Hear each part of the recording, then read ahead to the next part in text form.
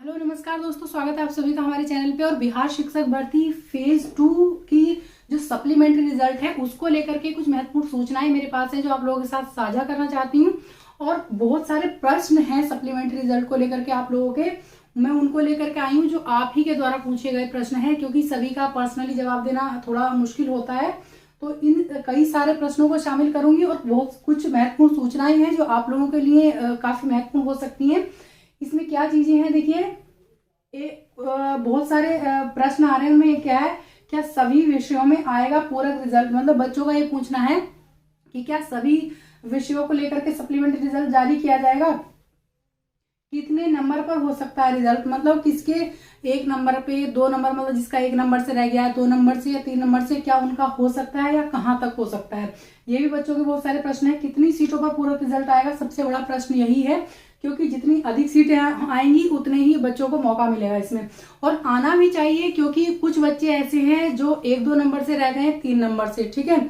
और कुछ ऐसे हैं जो कि डेट ऑफ बर्थ से रह गए हैं। उन लोगों के लिए क्या है, आयोग का तो क्या है, आयोग ने कह दिया कि डेट ऑफ बर्थ के अकॉर्डिंग आपका नहीं हुआ या फिर 1-2 नंबर से नहीं हुआ, और जबकि सीटें खाली हैं, उन बेचारों को जिनका 1-2 नंबर से रह जा रहा है या फिर डेट ऑफ बर्थ से, उनको फिर से 8 से 9 महीने वेट करना पड़ेगा।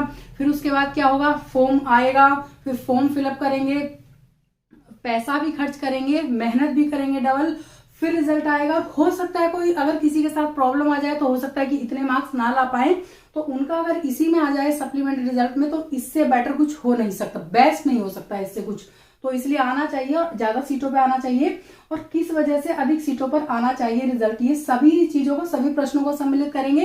और आप सभी को पता है आपत्ति दर्ज करने पे भी कुछ बातें हम करेंगे, तो वीडियो में एंड तक बने रहिएगा। पहली बार चैनल पे विजिट कर रहे हैं तो सब्सक्राइब कर लीजिएगा चैनल को, वीडियो को लाइक करके। देखिए सबसे पहले यहाँ पे बात करते हैं। देखिए आप सभी को पता है कि 13 जनवरी को गांधी मैदान में नियुक्ति पत्र बांटे जाएंगे, ठीक है। और सूत्रों के अनुसार 1,10,000 को मिलेगा जो नियुक्ति पत्र है। ये सूत्रों के अनुसार है, जो एग्जैक्ट आंकड़ा है वो तो आयोग के पास है, हम एग्जैक्ट तो नहीं कह सकते, लेकिन 1,10,000 बोला जा रहा है अभी तक, ठीक है। अगर इसकी माने तो 13-14 हजार के लगभग भी कह सकते हैं, उससे ज्यादा भी, क्योंकि अभी हम इस बात पे आएंगे कि क्यों कितनी सीटें खाली रह सकती हैं, ठीक है। क्या सभी विषयों में आएगा पूरक या सप्लीमेंट्री रिजल्ट, यस। ऐसा नहीं है कि केवल 1-2 विषय की सीटें खाली होंगी।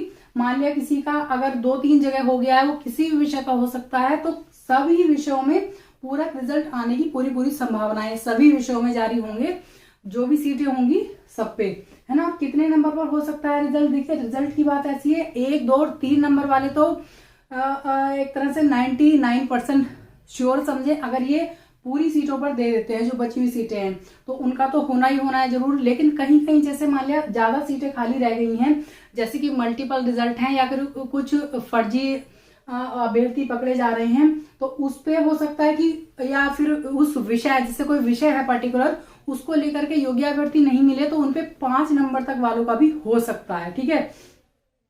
तो 1, 2, 3 तक का तो है ही कि हो जाएगा।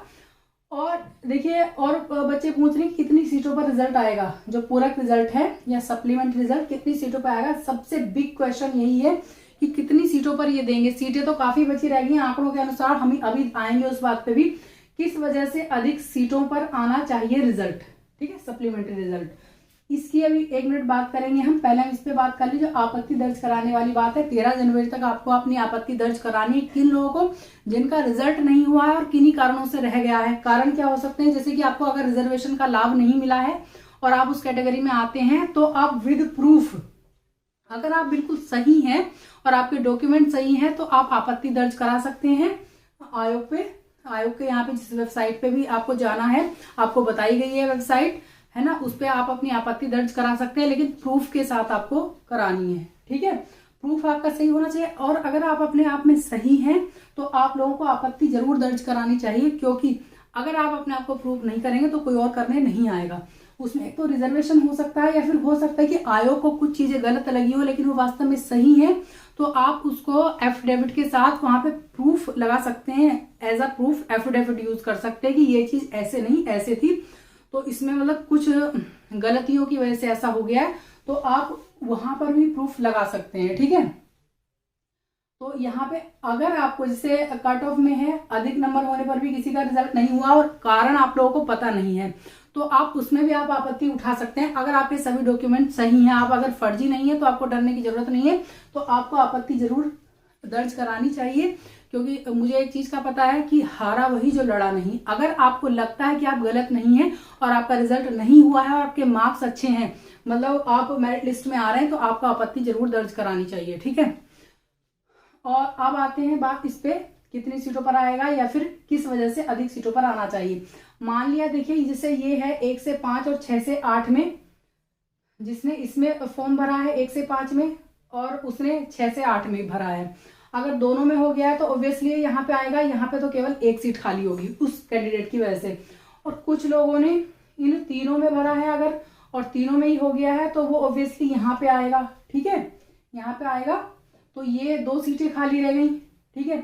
और उसमें भी एक चीज और होती है, कुछ अभ्यर्थी जो हैं वो सभी को पता है कि दूर वाले जो हैं, जिनका दूर पड़ गया है और उनका सभी में अच्छे मार्क्स हैं, तो हो सकता है कि वो यहाँ पे ना ही ले, ये अपना मतलब नियुक्ति पत्र ना ले। तो एग्जैक्ट सीटें जो हैं वो तो खैर 13 जनवरी के बाद ही पता चलेंगी और आयोग को ही पता है, हम तो केवल अनुमान लगा सकते हैं। अभी तो 14-15, कुछ लोग 17,000 भी कह रहे हैं। देखिए एक बार तो आया है 14,000 का, ठीक है, एक बार आया है 17,000 का, फिर 34,000 भी बताए जा रहे हैं कि इतनी सीटों पर भी हो सकता है।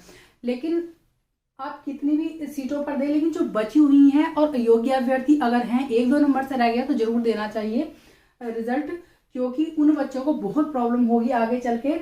हो सकता है आगे चल के जब वो एग्जाम देख तो टाइम बहुत लंबा है, फिर ऊपर से कोई प्रॉब्लम हो जाए किसी को, ना इतने अच्छे से वो प्रिपेयर कर पाए, तो बहुत प्रॉब्लम होती है उनकी। मतलब मानसिक दशा इस टाइम हम समझ सकते हैं कि कितनी किस तरह से हो रही होगी। क्योंकि जिनका 1-2 नंबर से रह गया है या फिर जिनका डेट ऑफ बर्थ से रह गया है, ये एक गलत चीज है एक तरह से। एक तो भाषा को हटा दिया गया है, ऊपर से 1-2 नंबर से रिजल्ट रह गया, तो मानसिक स्थिति हम समझ सकते हैं कितने परेशान होंगे वो बच्चे। तो आयोग को चाहिए कि जितनी सीटें बच रही हैं सभी पे पूरक रिजल्ट देना चाहिए, और 1-2 नंबर वालों का तो, और 3 तक। कहीं कहीं मैंने बताया कि 5 नंबर वाले जो है उनका रीजन क्या है उनका भी जरूर हो जाना चाहिए अगर यहाँ पे योग्य अभ्यर्थी नहीं है कहीं भी। जैसे कि 11 से 12 और 9 से 10 में पहले भी ये हुआ था, सीटें खाली रह गई थी, और इस बार भी हो सकता है कि यहाँ पे कुछ सीटें खाली रह गई हों।